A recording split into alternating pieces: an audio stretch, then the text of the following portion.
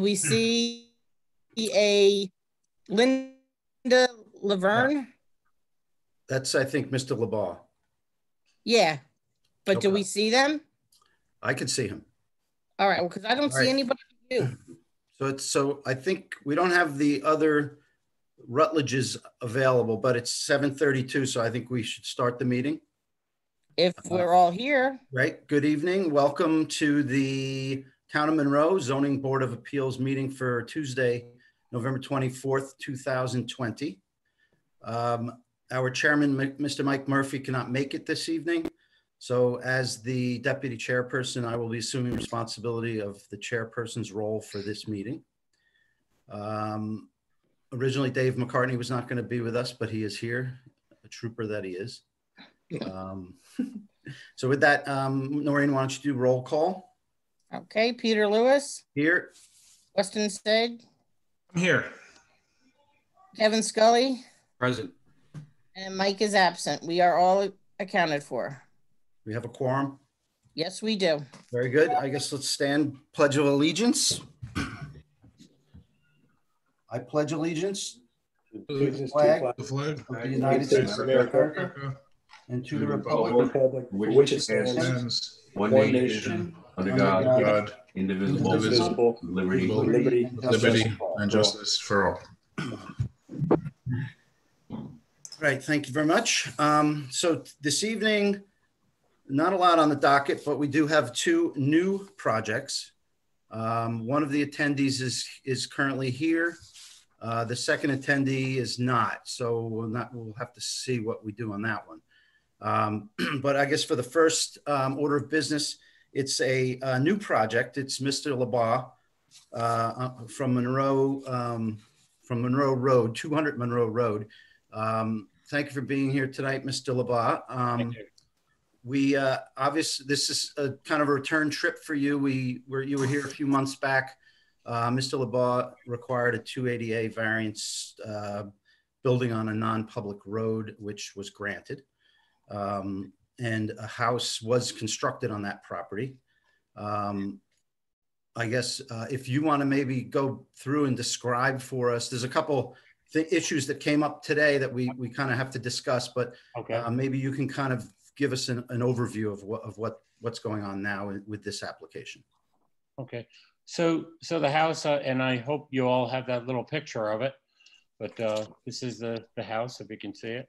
But anyways, the little front entryway, which is only 4 feet, comes out 4 feet, and it's 5 feet wide. My engineer had told me that we didn't need to put that in for a front yard setback, that it wasn't an issue.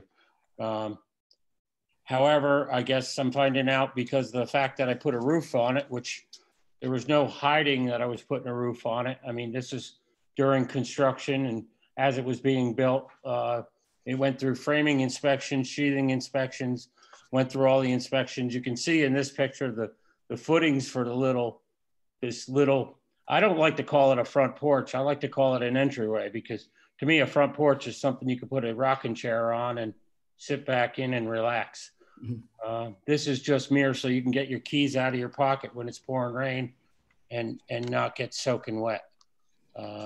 There's not enough room on it to put, you'd be lucky if you could stand an umbrella in the corner of it. By the time the post, the actual area of the deck is only 4 feet by 4 feet. So with a 36-inch door, so when you open the storm door, you can kind of imagine there's no room or nothing on it. So I don't know, I did it. It enhances the beauty of the house. I didn't think it was an issue till it came to the very end, I guess is the way to say it.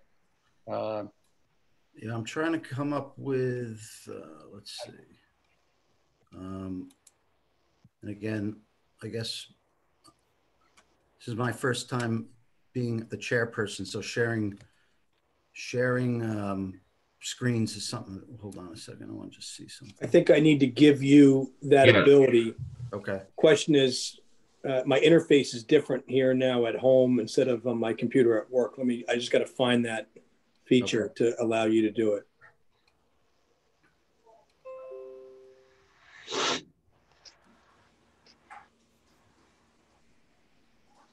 Yeah, I have an ability to hit share screen. We'll let you. Host disabled participant screen sharing. Host disabled. Here, I think you should be able to do it now. Okay.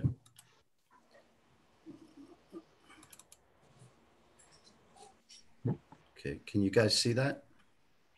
Oh, Not yet. It's coming up.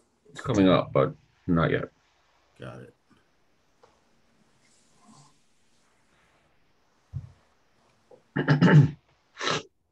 Oh, okay. Yeah. Okay. You see Yep. that? Yep. Okay, so this is, I guess you, Mr. LeBon, in front, Yeah, correct? that's me. And I got to be honest with you. I don't even remember who took the picture, but I think it was my sister or something.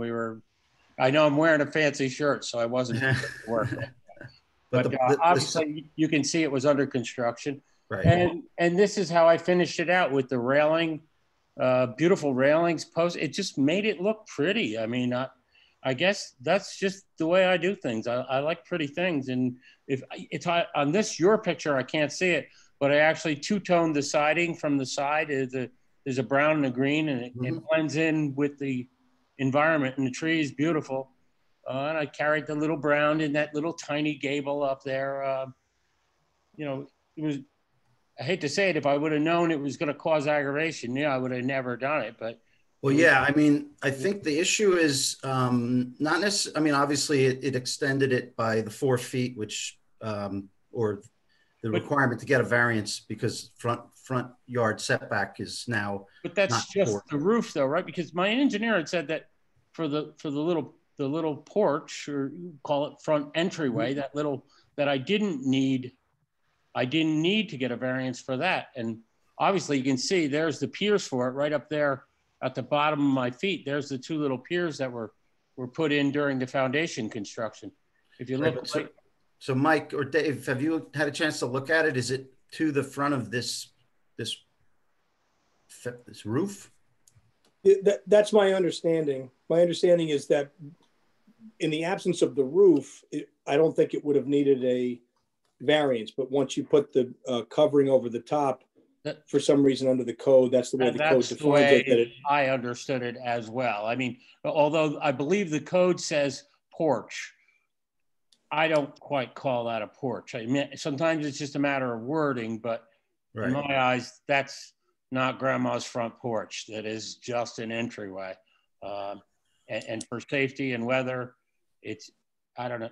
To me, it's just all, and it enhances the neighborhood. I just. No, absolutely. But Ben's determination is that it does count as frontage, correct? Right. Yes, once you put a roof over steps, like the one that we had when they had the cement and they put the awning over the top.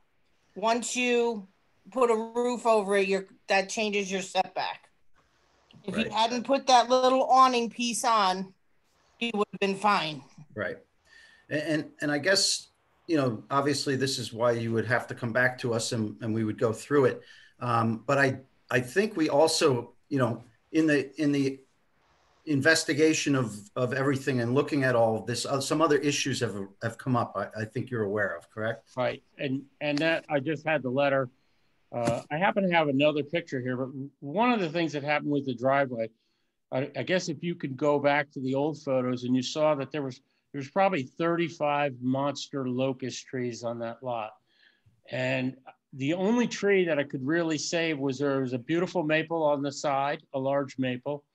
And there was one large maple in the front that we untangled. And I have the one photo here. I don't know if you guys can see this, but if you see the one tree there, it's pretty much straight out from the front door.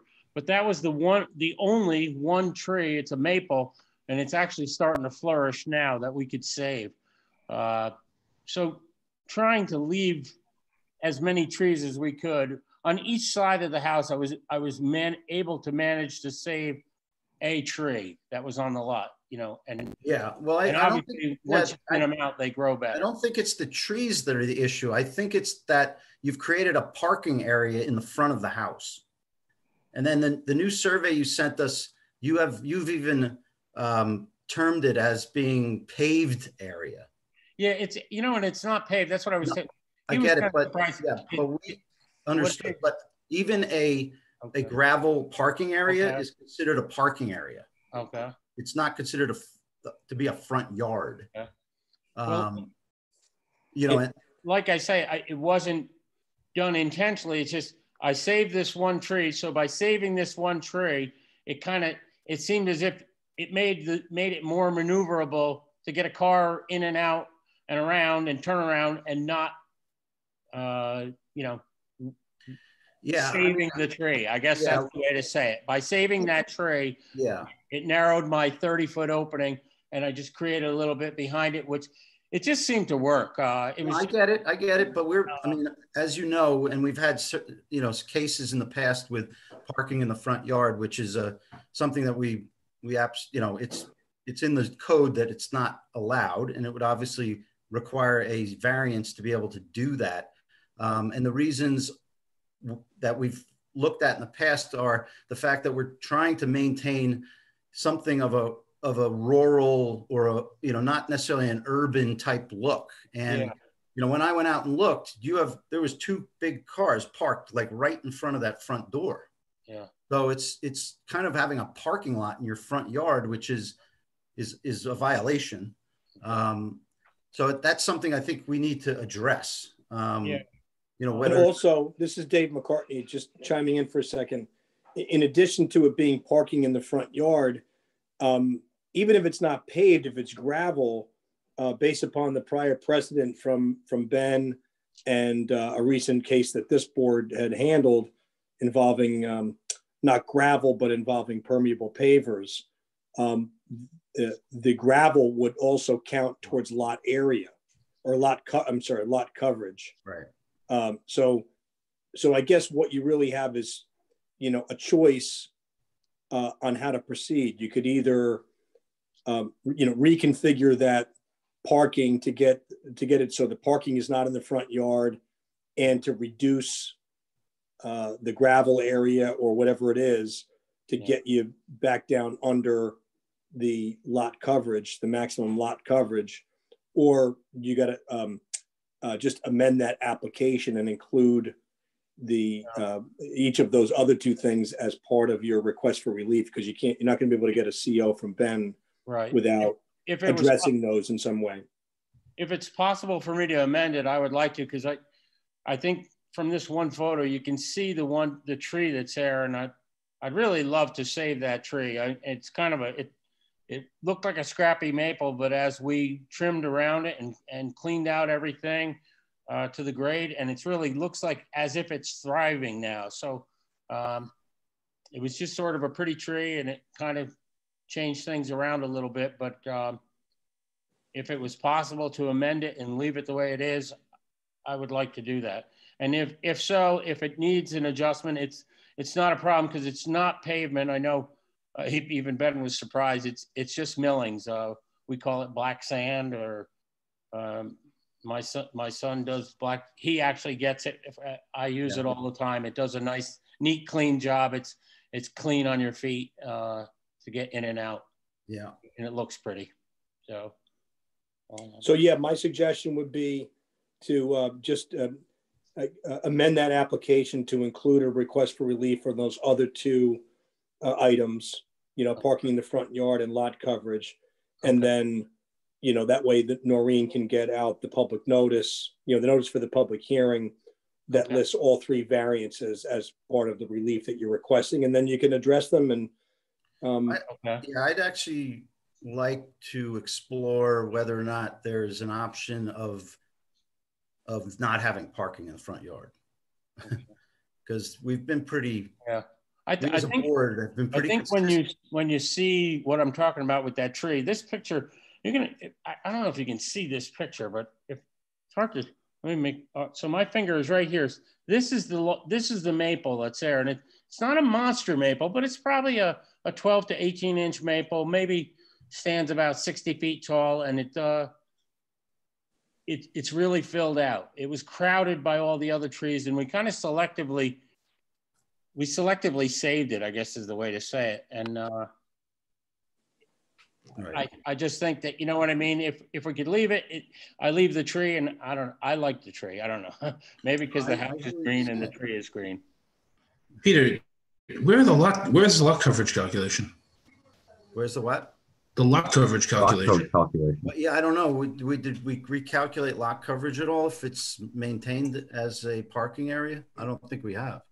Yeah, I spoke to Ben, or I emailed with Ben today, and I think to my recollection, he said it was, if you add everything together, it's at 31%, I think, and 25% is the max permissible. Like with this existing area. Yeah, I think it comes up to 31. But Mr. Labar, do you see I have the most recent survey up. Do you see that? yes. Yep. So where's this tree you're talking about? Over here where I would say it's located right in here in this bend, right on this inner bend here. Yes, right in about there. Yep. Right in that area. Right. Yep. But now extending this driveway just back to the edge of the house and eliminating this front area here. Yeah. That wouldn't affect this tree, and it would eliminate parking in the front yard, right? I just have to say, because this kind of came to me, and I knew there was a reason why the driveway became the way it was, and part of it was just that tree. The other little bit of a bizarre thing too is across the street is the neighbors, and they always tend to park their cars out on the street there, and it always seemed to give me more room to turn around and pull out, as opposed to backing out and worrying about a car being. Yeah. They have a hedge. The house across the street has a hedge, and they tend to park in front of that hedge sometimes on the street. So I hear you. It just gave a little more wiggle room, and I'm a little confused. I'm always driving a truck. It's longer than a Toyota, and yada yada. I mean, maybe somebody can help clarify this for me. I'm a little confused, and maybe I didn't read this as diligently as I thought. But this was originally a 288 variance, right? You built a house on a road that was not developed to the town spec, right? So you got permitted for a driveway. The driveway got bigger and was never amended in the plans that were sent to Ben. When Ben went through the motions, he did the inspections, and then when you guys came back to get your C of O, he realized that even though all the progress inspections were done, once you put the roof over it, it made the deal bad because it didn't conform to the current town code, and he couldn't issue you a C of O with the roof on it, with that little roof that projected 4 feet out. So now I'm back to trying to understand the driveway, right? So was the driveway drawn conforming in the drawings that went to Ben? It just in the final as-built drawings. We're looking at a survey, right? So this survey says ASB after it. That's as-built, right? Right, correct. And the as-built drawing, that we drew the driveway the way it is. But the original survey obviously had the driveway. It just had the driveway coming straight in. So if you were to knock off, if you were to knock off some of this driveway and get this thing to conform to coverage, right? That still doesn't rectify the issue that you're parking cars in the front yard. Exactly. So right, because no matter yes, exactly, that's true. Right. No matter. So you can save the tree all you want, right? The tree's going to be fine because you got that little cut over there, right? The tree's going to be just fine. The problem is that you're still parking cars in the front yard. So you could extend your driveway along the side of the house as long as you have no trees that you want to save over there, and you'll be fine because you'll be in compliance with the code. There's a big maple in the back. There's a large maple in the back, and there's quite a bit of grade drop off there. Yeah. So. But you're right in everything you're saying, Austin, is correct. I mean, I wouldn't. I'm not even in objection to it if they thought that had to be shortened a little. It just seemed as if it worked. It worked. I guess that's the way to say it. The only way you could say it works is, it just makes it easy when you're unloading stuff you're right there at the stairs, straight in. It's kind of a, and I'm able to leave, by doing it this way, I'm able to leave that tree, and kind of created almost like a little island around the tree, I guess is the way to say it. Yeah, but even eliminating this front part, going directly back from this angle here to the side of the house, eliminates the parking in the front yard. It leaves that tree, and all you would probably want to do is make, you know, a walkway over to the driveway. I mean, yeah, or look, it's your choice. If yeah, I would like to leave it if it's possible. No, I'm saying it's your choice that if you want to amend the application to include those other things, the only thing I will tell you is based on precedent, not necessarily precedent, but you know, we're pretty clear about adhering to the current the zoning code. So, you know, coming back with an amended, you run the risk that it's going to be denied. Yeah. So, you know, to me, an option would be to eliminate that front part, restore that as front yard. Okay. And then coverage probably comes close. If that's a couple percent that we have to consider, then we could amend it for that. And then we consider the 4-foot front yard, front yard, the 4 feet difference on the front yard. Well, I guess the way to say it is I'm flexible. You know what I mean? I'm willing to do whatever makes it work. I just, like I say, the tree was there. I didn't want to cut that tree. I don't want to cut that tree. You're still not going to have to cut that tree down. Yeah. There's no reason to cut the tree down. It just makes kind of the opening a little narrowish, I guess you'd say. Peter, still work. Do you have the letter from Ben today with the email from Ben today? Yeah, let me just bring it up.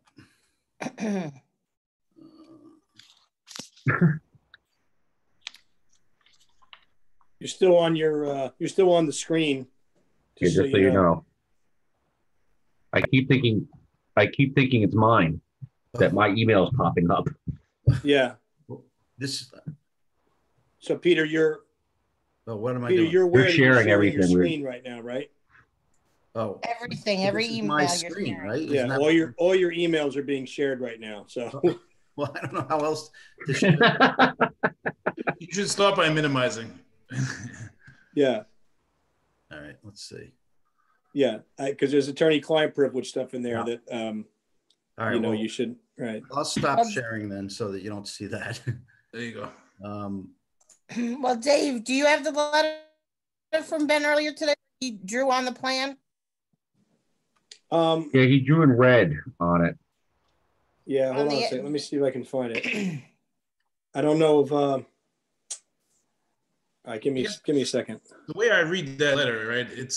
It kind of like it shows how to rectify the coverage issue, right? But it still doesn't get into the parking in the front yard issue, right? No. That's the way it'll definitely do the lot coverage. Yeah, it gets you back into the range. Get you 1% if you don't touch anything in the back area. But I still think if you want to fix the parking in the front yard issue, you got to bring the lot coverage down a little more. So you got to push on that, and you probably got to extend along the side of the house a bit. Well, he said if you push it back to the line that he drew, that's going to give you 26%. So you only have 1% because this lot is 25% is what is allowed.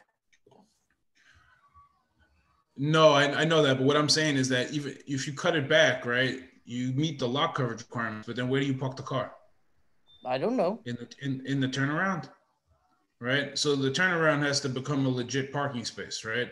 And then as a dwelling, right, you need to have a minimum amount of parking spaces. I have to look that up. I don't know if it's 1 or 2 or whatnot, but there's also an issue of tandem parking. I don't know if we're allowed to tandem park. So if if you put the spaces, because it's a single family house, right? I mean, there's probably it's just a requirement for 1 car.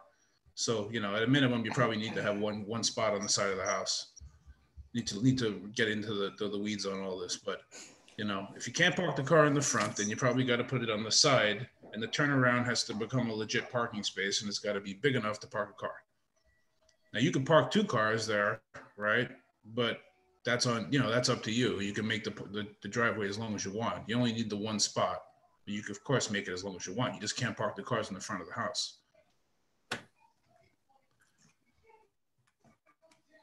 you have the? Yeah, I can't. I'm having trouble with my iPad. The interface, being able to share my screen and pulling it up.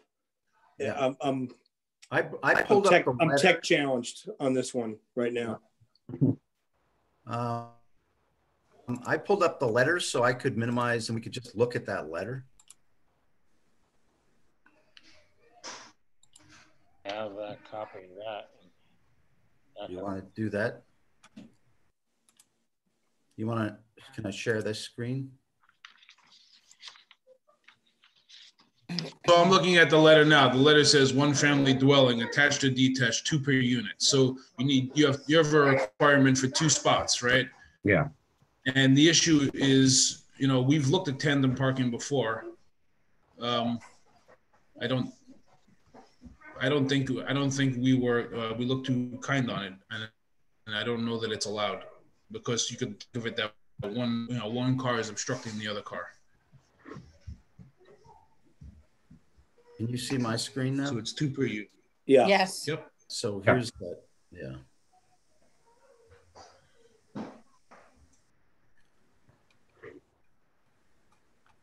So if we went back from here to the house, that would obviously be the driveway. And there's a small turnaround area.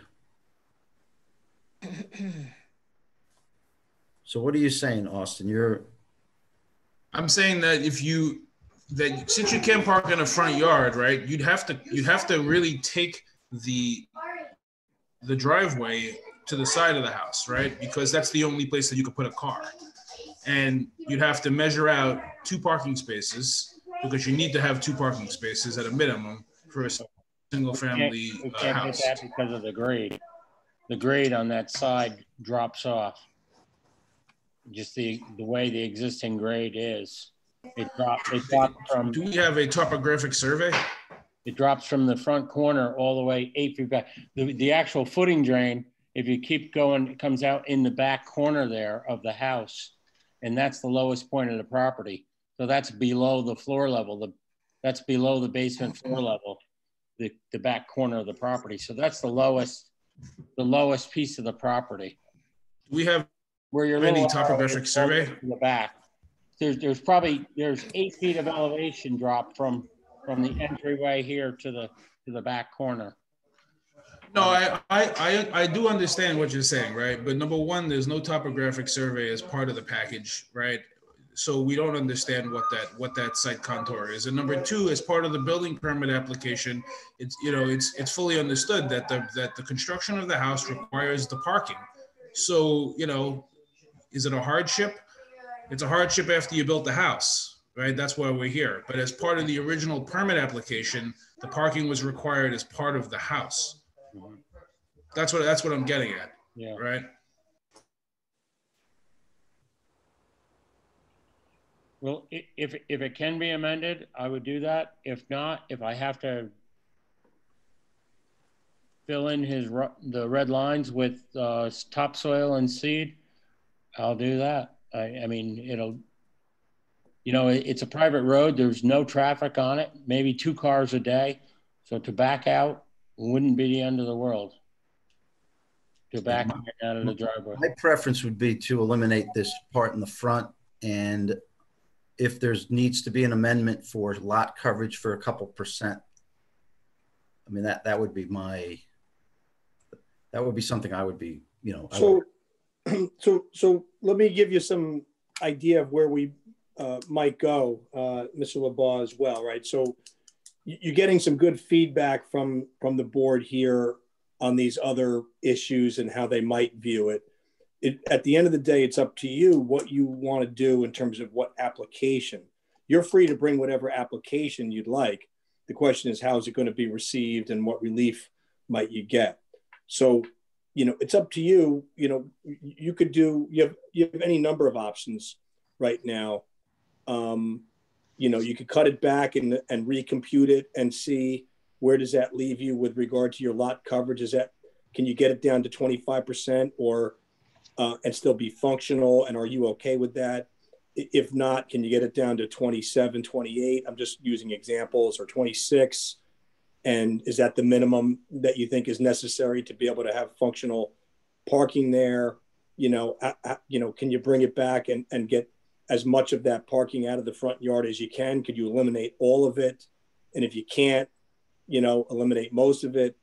The idea is knowing that the board, one way or the other, whatever you come back with in terms of an amendment, if you need one, the board's going to be duty bound to grant the minimum variance required to achieve the benefit that you seek. So that's the feedback you're getting, but ultimately the choice is yours as to what do you want to do here, knowing what you've heard so far, and what your needs are, maybe go back to the drawing board or not. And then, whatever it may be, like I say, if you, I'll just finish real quick. It came to me today. So I'd like to go, if it isn't a problem for me to follow those red lines, and I could still move the vehicle around and not have to cut the tree down, I would be okay with it. So my suggestion would be to, rework your plan. And it's just a suggestion, rework the plan to do what you think is functional, and then present it to Ben, and, or do the computations and say, look, is this showing, is any of this parking in the front yard, Ben? Is this going to require, this reworked plan, is this going to require a variance? And what's my lot coverage on this? Does it need a variance or does it not? With a view towards, hey, can you functionally eliminate those two? Probably gives your best bet to get through. And if you could functionally eliminate both of those, do a plan that has no parking in the front yard and that falls within the lot coverage, then you don't have to amend your application. Your application goes back to being simply in relation to the front porch, right? The only question is how, do you need further relief over and above the one that you've submitted for the front porch? And, maybe rework it and figure it out. If you need a variance, then amend your application and submit that with the reworked plan. Or if you don't, just let Noreen know and say, look, I've reworked it. Here it is. I'll give you the new submittal. This is what we're going to do. I talked to Ben or what have you. So I'd like to proceed just with the only thing we need to proceed with is just the front porch. And, then we can go from there. Does that make sense? Or? Yeah, I think so. Okay. Oh, just a heads up. I was just looking at the zoning code. So the minimum required size of a parking space is 9 by 18. So you've got 19'7". So you could probably fit 2 spaces right next to the house. So if you go 18 feet back from the corner of the house, right, you're at 40.3. You'd meet your front yard setback. If you could bring in a topographic survey that that maybe shows that going 18 feet back is a hardship, well, maybe then we could have a discussion about grade. That. Because of the grade, it can't be done. Because of the existing grade, without building retaining walls or something that would, that would change the look of the land. Well, I wouldn't say it can't be done. It could be done. This goes from 0 to 8 feet drop. That whole side. No, I understand that, but as an exhibit, right? As an exhibit that's brought before the ZBA and to the public, there is no exhibit of topography here. There's no way to understand the site right. Characteristics because there is no contour map that's been submitted as part of the application. So there's no way to understand what the ground is doing. Yeah, I don't have a photo from that side. If I had a photo, that would even be easy to say. Right. All right. Okay. So do you want to go away from this meeting and rethink some of the things we talked about? Trust me, we're not, as a board, we're not here to hassle residents. We're just, we have a role in terms of adhering to the zoning codes and such. So, if it's up to you. I guess I would like to just go to the site, look at this. If I can make the red line make this topsoil. Mhm. I guess case closed. I'm done. It's all good. You know, obviously. Well, as Dave mentioned, anything you do, let's present it back to Ben just to make sure that before we come back, you know, here. That right. Well, that's why I say I think I'm going to have to kind of talk to him a little just to right. make sure we're all on the same page. He might come up with something else and say, well, you need this or you need that. It may become too complicated, and I may have to ask for a variance to leave it as it is. Yeah. Just because, like the wheel, this works. The way it is now, it works. Right. Peter, I'm still not understanding how is it that turning that into topsoil fixes the situation, right? There's two things that are a problem. One is coverage. Mm-hmm. The other is parking in the front yard, right? If you bring the area back to the corner of the house, you're going to have less coverage, but you still don't have a place to park the cars. That's what I'm saying. Mr. LeBar has to look at how he can accomplish that.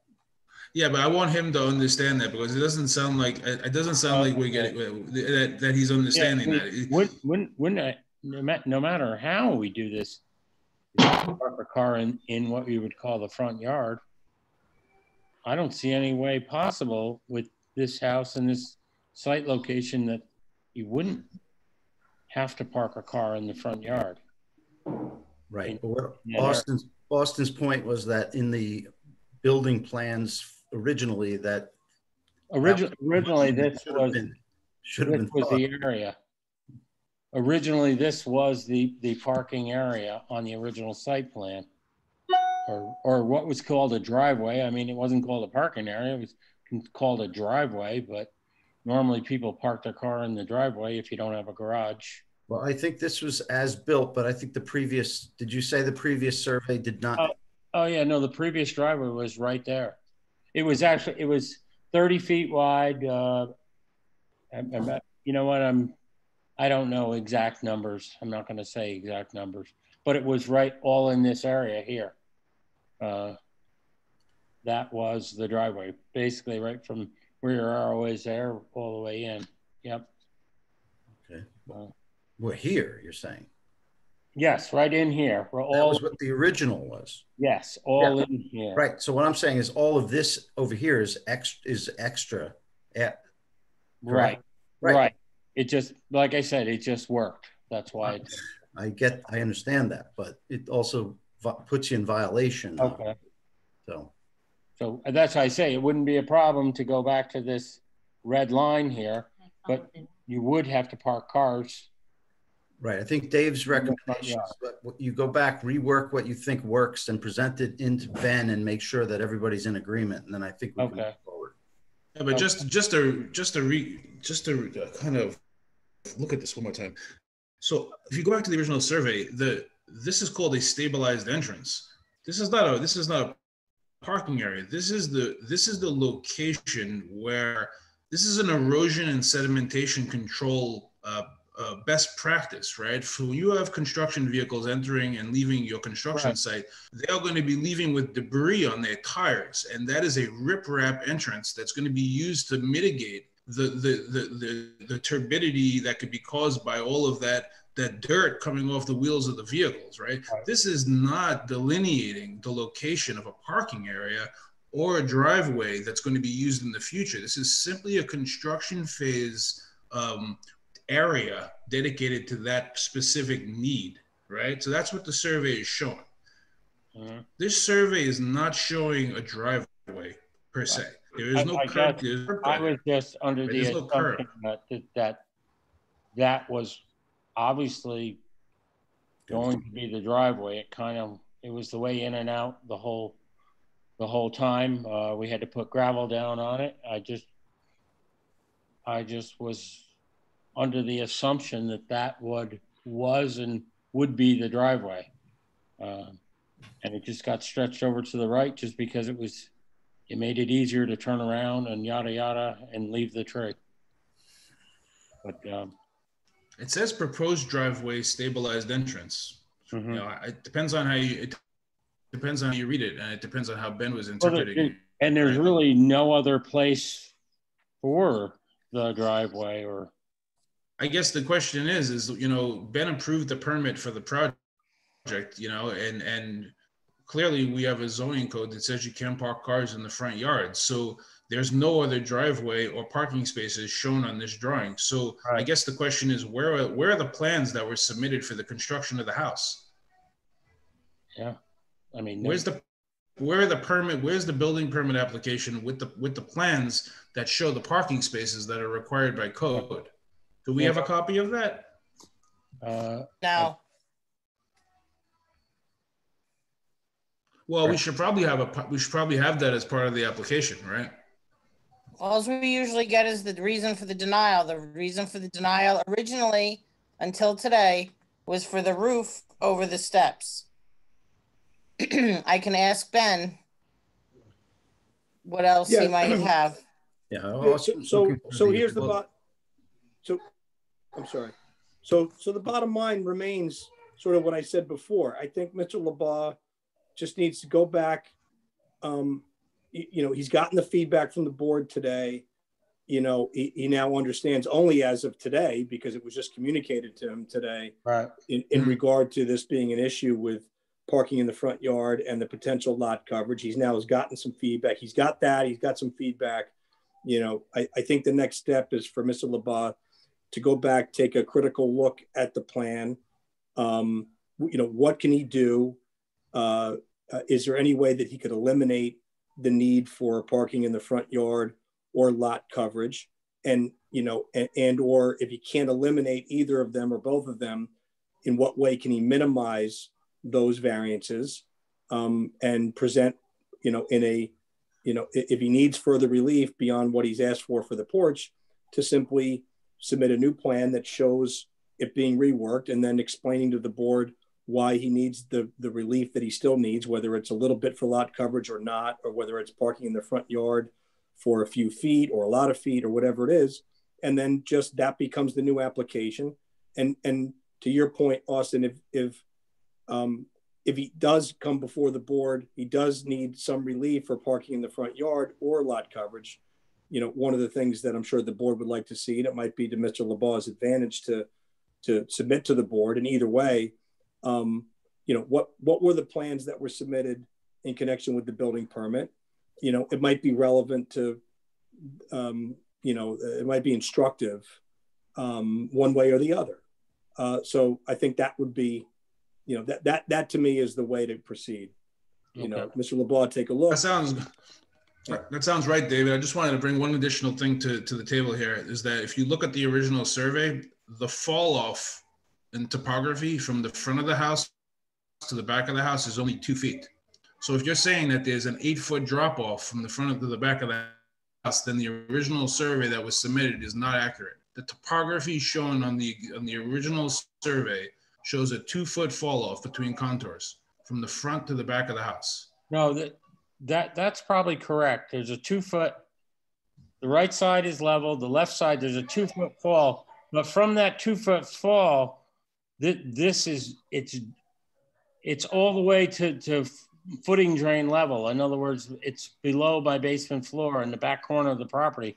And then all of this property slopes off to the left, to the neighboring property on the left. I don't know. You know, maybe that there was some additional filling done. And there's a large maple tree in the back there. Okay. Well, maybe the original survey doesn't match what the ground looks like right now. Yeah.